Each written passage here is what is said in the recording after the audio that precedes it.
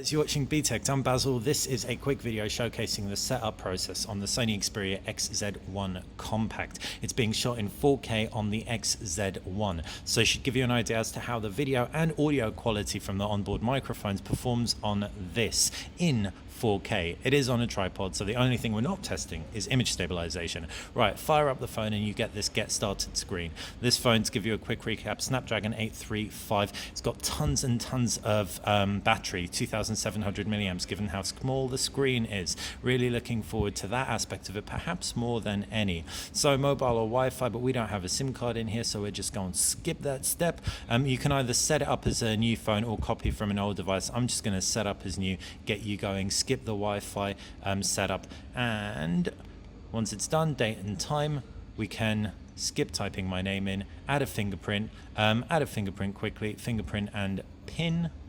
0000 and 0000, and you can see on the right hand side is where you've got the fingerprint scanner.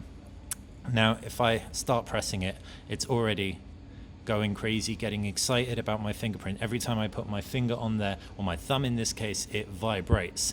Over the years, these side-mounted fingerprint scanners have gotten more and more accurate, so I have high hopes for this one.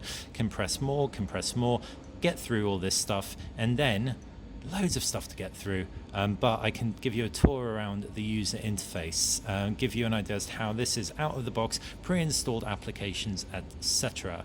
So mobile data and Wi-Fi all set.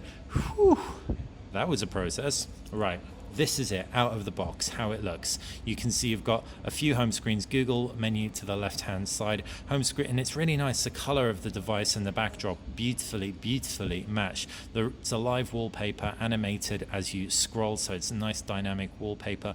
There aren't any gyroscopic effects, so it doesn't move when you move, so you haven't got the parallax, you haven't got that kind of effect. If you pull down from the top, it's a two-tier notification shade, then it gives you quick toggles. Obviously this runs Android 8. Android 8 comes with a few advantages. For example, in the applications tray, if I long press an item, I have the optional new event, etc. And this is the first time it's been implemented this way from Sony. You've also got an I where I can get app information, and if I press the X, that's how I can uninstall the application, but I don't want to do that. You can see Sony's gotten pretty full on with the Google suite of applications, but you still have your email, you still have your album, you still have video, and you still have music. Jumping across, you can also see you've got AVG pre-installed. Yeah, let's disable that from the offset, and you've got 3D Creator. That's going to let you create 3D animations of, or 3D models of your friends and your food. We've got a couple of examples here. There's a free-form 3D model of a shell. I can pan around and I could 3D print that should I choose. Going back to the applications, remaining applications are Movie Creator, Lounge, Kobo, and few Amazon services as well. This is not an HDR screen, so unlike that XZ1, Amazon Video is not pre-installed.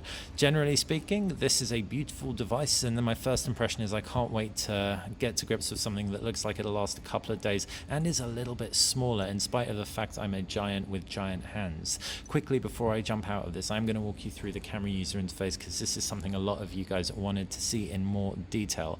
So jump straight into it.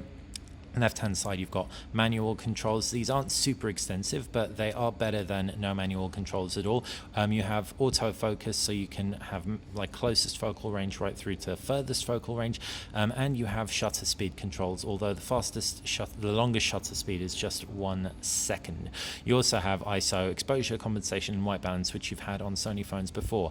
Then you've got superior auto, then video mode. What's nice is that you've got 4K video included in the video shooting modes, and you've also, this is a really sweet deal, got the option to choose between H.264 and H.265. H.265 is a better codec, but not all video editors support it, so it's excellent that Sony's giving you those choices. Then you've also got your creative effects sound photo, and panorama. Interestingly, there aren't any AR photo apps, so opportunities, so that's a bit annoying, but they may be installable, and they may grab from info from the 3D creator and pop up once you start creating 3D stuff, because I know with the XZ1, when you create a 3D model of your friend, you can actually throw them into the AR photography application for a little bit of fun. Other key highlights: swipe down from any home screen to get a universal search, long press to pinch out where you can change your grid size so you can actually get more applications on your home screen. You've got Swift key installed by default, and you can also swap out transitions, etc. And that, my friends, is a brief, not so brief walkthrough of the setup process around the Sony Xperia XZ1 Compact and how it fares stock user interface out of the box. Let me know what you think of it in the description below. Are you going to be picking up this device? Like this video, click that thumbs up button, and like the channel, subscribe. The sun's come out, this is looking super high contrast, but also let me know how this video looks. Like I said, it's being shot on an XZ1, and let me know how it sounds as well. Thanks for watching BTech.